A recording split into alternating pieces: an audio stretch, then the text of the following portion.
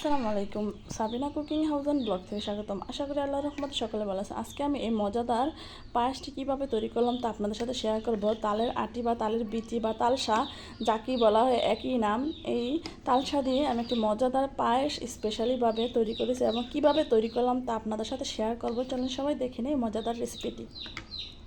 এই তাল নিয়েছি, এই তালের থেকে আমি মজাদার একটি রেসিপি আজকে তৈরি করবো। এখান থেকে আমি 3টা তাল নেব, 3টা তাল দিয়ে মজাদার স্পেশালি তালের পায়েস তৈরি করব। চলেন সবাই দেখি না কীভাবে এই রেসিপিটি আমি তৈরি করি। প্রথমত আমি এই 3টা তাল নিয়ে নেব।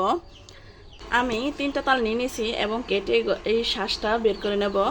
আর এদিকে আমি 2 কেজি দুধ নিয়েছি, গরম করার জন্য দিয়ে দিয়েছি, করে নিচ্ছি। একটা কেটে নিয়েছি, দেখেন কতটা সুন্দরভাবে কেটে নিয়েছি। এটার ভিতর থেকে আমি শ্বাসটা বার করে নেব। এখানে দেখেন একবারে পাতলা নরম শ্বাস, তালের শ্বাস বা আমরা বিচি বলি বা আমরা তালসা বলি, তালসাটা নিয়ে নিলাম। এটা পরিষ্কার করে নেব। সুন্দরভাবে আমি তালের শ্বাস বা তালসা বা তালের বিচিগুলো আমি নিয়ে নিয়েছি। দেখেন কতটা সুন্দরভাবে নিয়ে নিয়েছি। এখন আমি দিয়ে দেব তেজপাতা,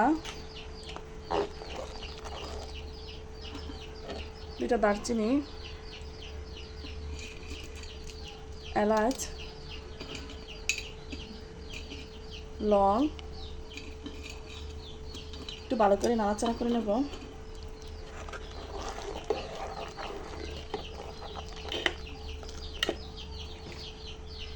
দিয়ে দেবো 2 রাখা সাবু,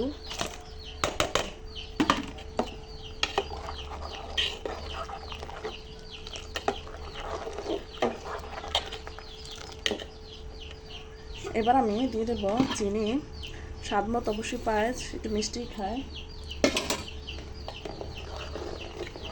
আমি এভাবে অনেকটাই চিনি দিয়ে দেবো। এবার আমি দিয়ে দিচ্ছি একটা তালমির্চি,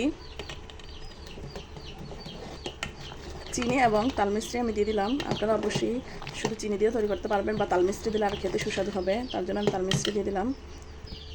এবার আমি দিয়ে দেবো সিদ্ধ রাখা পোলাও চাল। এটা কিন্তু আমি আবার সিদ্ধ করে নিয়েছি। অবশ্যই একটু কিছুক্ষণ পর পর নাড়া দিতে হবে, নাতে নিচেতে লেগে যাওয়ার সম্ভাবনা থাকে। যাকে বলে তালের পায়েস বা তালের পিঠা, কোথাও বলে তালের ডুবাইনা পিঠা, আর আমাদের এখানে বলে তালসা পায়েস।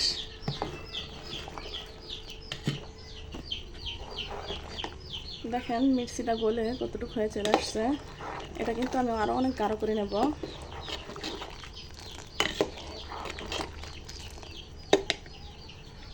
আমি গরুর দুধটাকে অনেক ঘন করে নেব।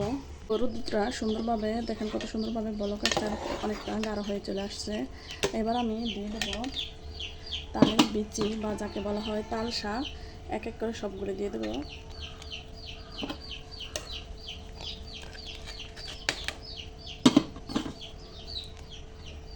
এভাবে আমি নাড়াচাড়া করে নেব।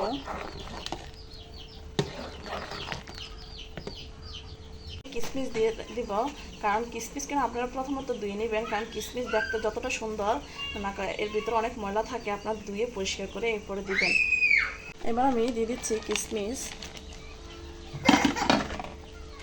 কিশমিশ দিয়ে আমি নাড়া করে নেব। আমার পায়েসটা তৈরি হয়ে গেছে দেখেন।